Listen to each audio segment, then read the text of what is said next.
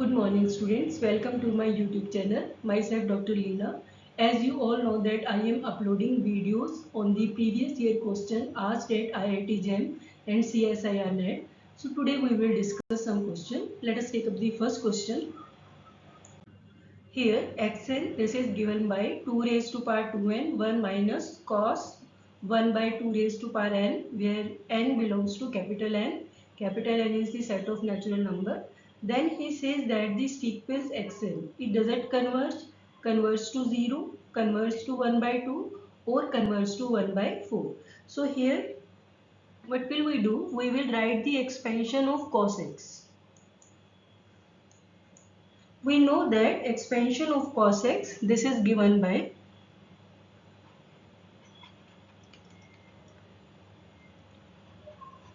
cos x, this is equal to 1 minus x square by 2 factorial plus x4 by 4 factorial and so on.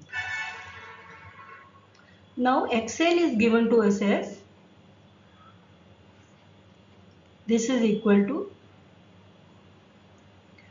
2 raised to power 2n 1 minus 1 minus x square. X square is 1 by 2 raised to power 2n into 1 by 2 factorial plus 1 by 2 raised to power n is there 4n into 1 by 4 factorial and so on. So this is equal to 2 raised to power 2n. We are left with 1 by 2 raised to power 2n into 1 by 2 factorial plus 1 by 2 raised to power 2n whole square 1 by 4 factorial and so on. 2 raised to power n, 2 raised to power n goes. So we are left with 1 by 2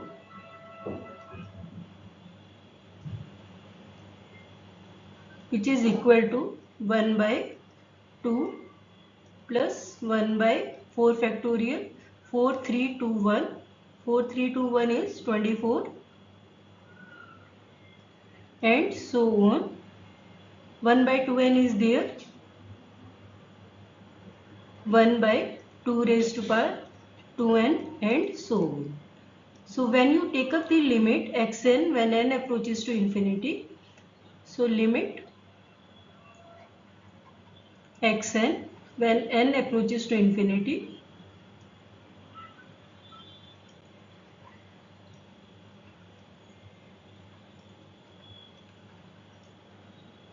this will be 1 by 2. So the sequence xn, it converges to 1 by 2. So option C is the correct answer. Now take up the next question. Let xn be a sequence of real numbers such that limit n approaches to infinity xn plus 1 minus xn, this is equal to C, where C is positive real number. Then this sequence is not bounded, is bounded but not convergent, convergent to C and convergence to 0. So it will take any of the option. Now what will we do? We will assume that, so let xn, this is equal to nc. We have assumed this sequence as nc. Now limit n approaches to infinity xn plus 1 minus xn. This is equal to limit n approaches to infinity n plus 1 of c minus nc, this is equal to c. So this means whatever we have assumed xn as nc is correct. Now I have to tell about xn upon n. So xn upon n,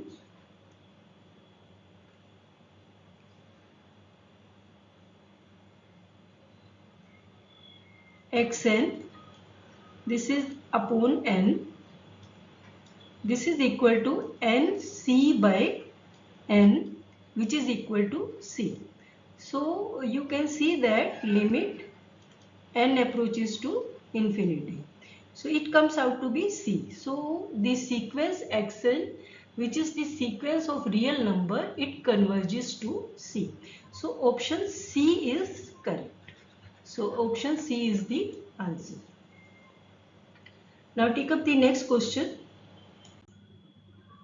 Let n varies from 1 to infinity, and bn be two series such that an is equal to minus 1 raised to power n upon n divided by 2n, and bn is equal to minus 1 raised to power n log of n plus 1 for all n belongs to n.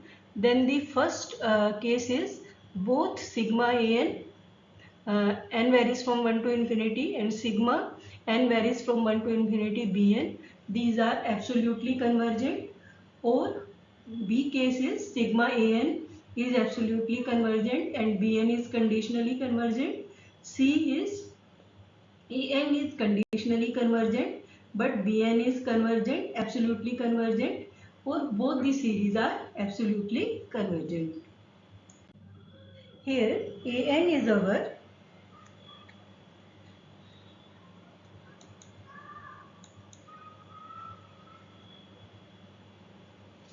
an is this is equal to minus 1 raised to power n by 2 raised to power n. So we have to prove that series is conditionally convergent or absolutely convergent. So here we will apply the ratio test and we will check that whether this series is convergent or not. So what will we do? We will write an plus 1,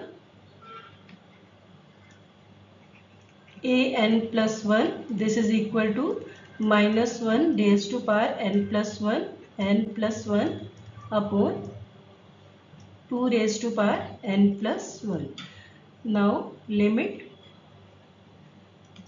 n approaches to infinity, mod of an plus 1 by an, because we have to check for absolutely convergent as well as the conditionally convergent. So mod will be here, limit n approaches to infinity. So this will be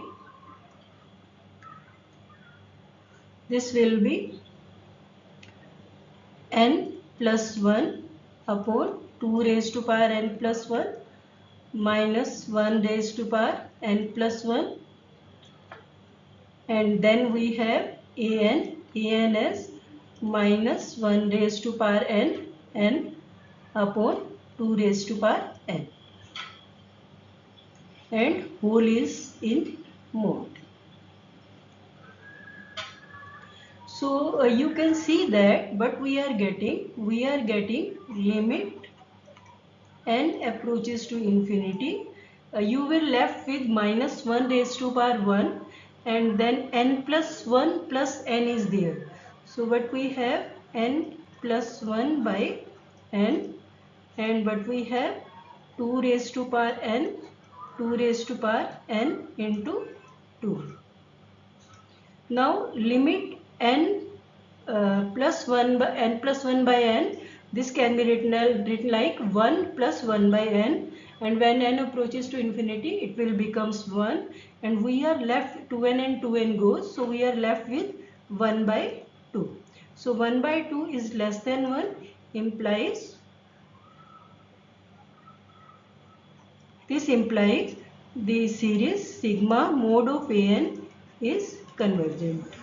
So if mod of an is convergent, this implies this series sigma an is absolutely convergent. So this is the way how we check the absolutely convergent series. Clear? Next we have Bn. Now Bn, this is given to us as minus 1 raised to power n upon log of n plus 1. This is given to us. So first of all, we will check for mode of Bn. So mode of Bn, which is equal to 1 by log of n plus 1. Now if I vary n as 1, 2, 3, 4, what I will get, or you can see that 1 by log of n plus 1 plus 1 by log of n plus 2 and so on. This series is less than 1 by 2 plus 1 by 3 and so on. Now the series 1 by 2 plus 1 by 3 and so on, this is divergent. We know that this is divergent. This implies 1 by log n plus 1 plus 1 by log n plus 2. This series is also divergent. So this implies sigma mode of Bn is divergent. Clear? Now this sigma Bn is divergent. Now we have to check for Bn. What about Bn? If Bn is convergent, then we say that Bn is conditionally convergent. So let us see.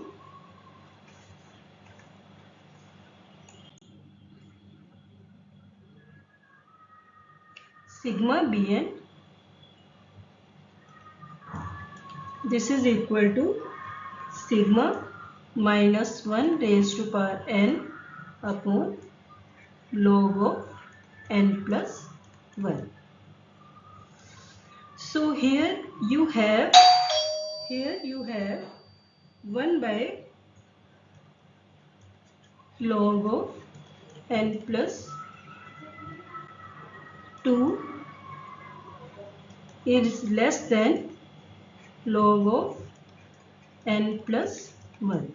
Or you can say that an plus 1 is less than an. And secondly, when you take up the limit, when n approaches to infinity, 1 by log of n plus 1, this comes out to be 0.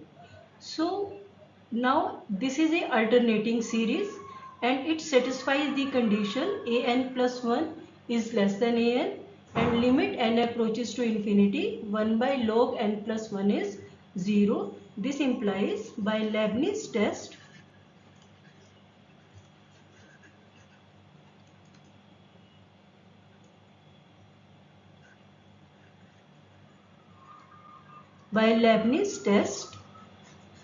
series Bn is divergent, is convergent.